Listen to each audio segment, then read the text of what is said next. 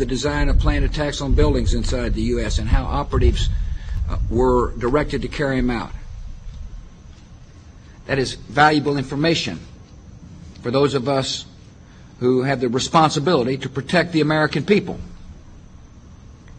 He told us the operatives had been instructed to ensure that the explosives went off at a point that was high enough to prevent people trapped above from escaping. He gave us information that helped uncover Al-Qaeda cells' efforts to obtain biological weapons.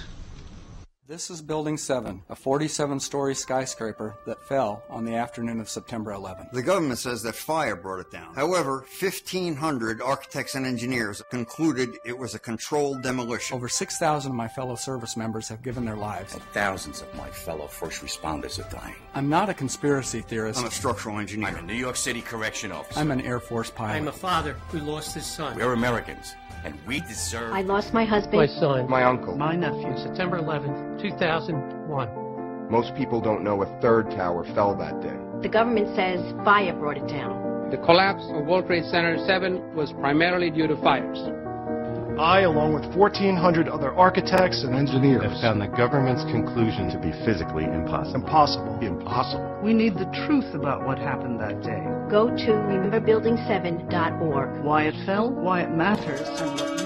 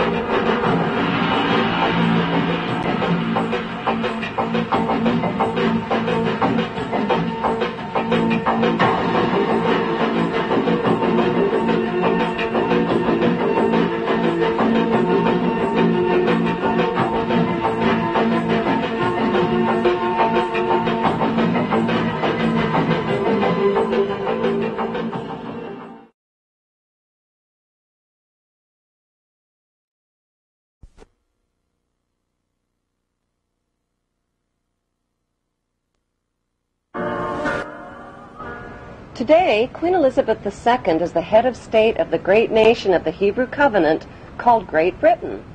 Her genealogy chart, according to the College of Heralds in London, traces her blue bloodline back to Abraham, whom many modern scholars believe to be the Egyptian pharaoh, Amenemhet I. By connecting 22 dots, the true Hebrew and royal Egyptian identity of Queen Elizabeth II comes into focus. Number 1. What is the stone of Jacob, a Hebrew patriarch, doing beneath the Queen's throne chair? Number 2. Why was the Queen crowned at her coronation ceremony on top of a symbolic Egyptian step pyramid? Number 3. The monarch's crown has 12 stones at the base, each representing the 12 Hebrew tribes. The 12 stones of the 12 tribes were also worn on the breastplate of Hebrew high priests in Canaan. Number 4. The Union Jack represents the reunion of the United Kingdom of the 12 tribes of Jacob, or Jacob. The Union Jack is red, white, and blue, the same colors as the 3 crowns of Egypt. Number 5. The royal scepter originates in ancient Egypt and was carried by the Egyptian god Amun and by Egyptian pharaohs, who called themselves the Son of God. The royal scepter is now carried by pharaonic descendant Queen Elizabeth II. Her scepter contains the world's largest cut diamond, called the Star of Africa.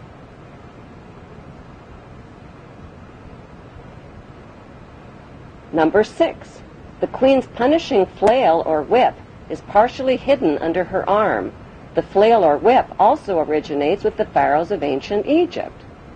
Number 7. The symbol of the bee can be found within the Queen's royal wardrobe.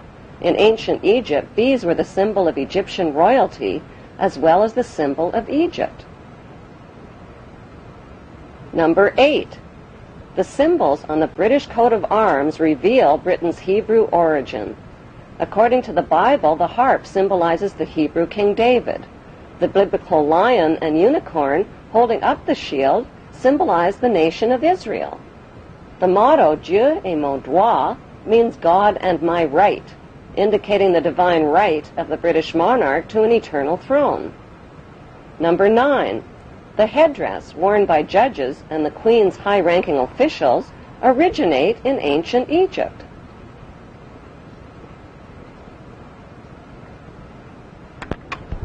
Number 10. Kilts like the one worn by Prince Charles originate with the Egyptian pharaohs who wore white kilts. Number 11.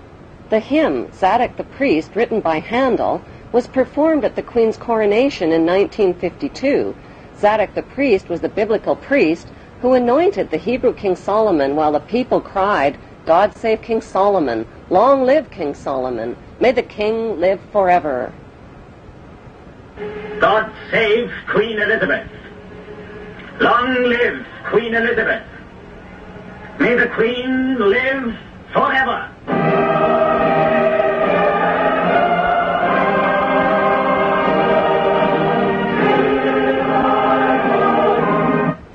Number 12. During the coronation ceremony, the Queen turns to face the four corners of the globe. The orb carried by the Queen represents the globe over which the monarch rules. Number 13. The monarch's coronation gifts of a rod, bracelets, and a ring are a reenactment of the Bible story of the Hebrews, Judah, and Tamar.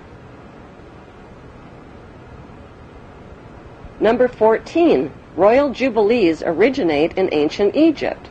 Egyptian pharaohs celebrated their jubilees after 30 years of rule. In pharaonic tradition, the Queen has celebrated both silver and golden jubilees.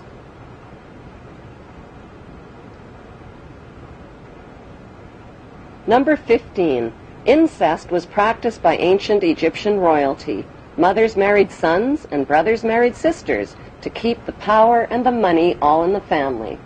Like their pharaonic ancestors, the British monarchy have a long history of incestuous inbreeding. Number 16. The corpses of deceased pharaohs were preserved and entombed beneath their pyramid temples. The corpses of 19 deceased British monarchs are also preserved in marble tomb slabs beneath the modern-day temple called Westminster Abbey.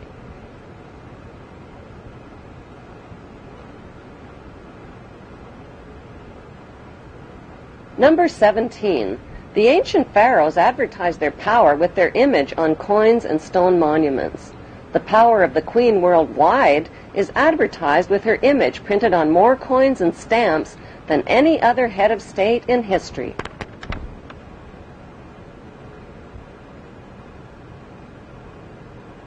Number 18. The structure of government in ancient Egypt was a step pyramid model, with the Grand Vizier and priesthood one step below the pharaoh. Today's monarchy reigns using a much more sophisticated pyramid model of authority.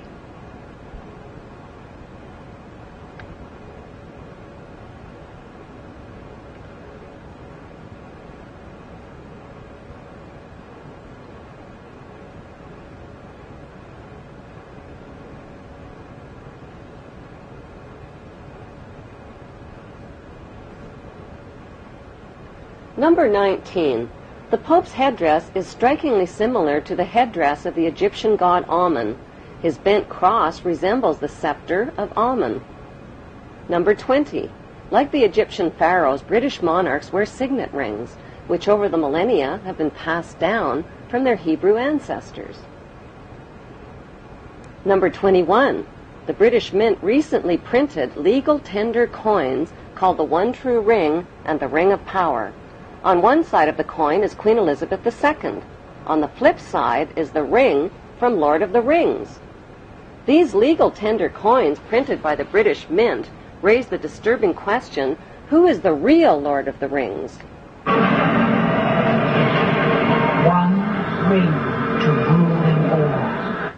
The inscription on the ring reads, "One ring to rule them all, one ring to find them, one ring to bring them all, and in the darkness of their ignorance, bind them." Number 22. The covenant that the biblical God gave to Abraham was a promise to make his name great and to make for him a great nation. Today, Great Britain is the only nation called great. In Hebrew, the word Britain literally means land of the covenant, and British means man of the covenant. How on earth did the Hebrew throne of ancient Egypt and Canaan end up in Great Britain under Queen Elizabeth II?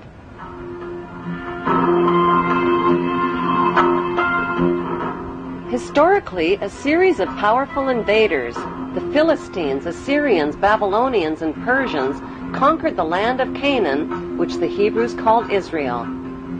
The Hebrew tribes of Manasseh and Dan joined forces and became the Macedonians, or Macedonians. They fled to Greece with their gold and their riches. They wore white kilts like the Egyptian pharaohs, played goatskin bagpipes, adopted the Greek culture, and settled along the river Danube, which they named after the tribe of Dan.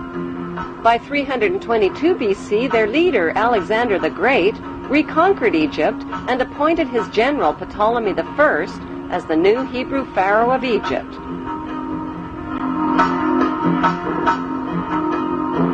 Cleopatra was the last in a succession of Hebrew Ptolemy kings. Although Cleopatra is considered to be the last of the Egyptian pharaohs, author Ralph Ellis claims that Jesus was the last of the Hebrew pharaohs of Egypt. Jesus, a pharaoh? How is that possible? The historical facts show that the last pharaoh of Egypt was Ptolemy XV, who was nicknamed Caesarion or Little Caesar. Born in 47 BC, Caesarion was the son of two of the most famous parents in world history, Roman ruler Julius Caesar and Egyptian pharaoh Cleopatra. When Caesarion's mother, Cleopatra, proclaimed herself to be the reincarnation of the virgin goddess Isis, Caesarion became the son of a virgin mother goddess. When Caesarion's father, Julius Caesar, was elevated to the status of God by the Roman Senate, Caesarion was recognized as the son of God and heir to God's kingdom, the Roman Empire.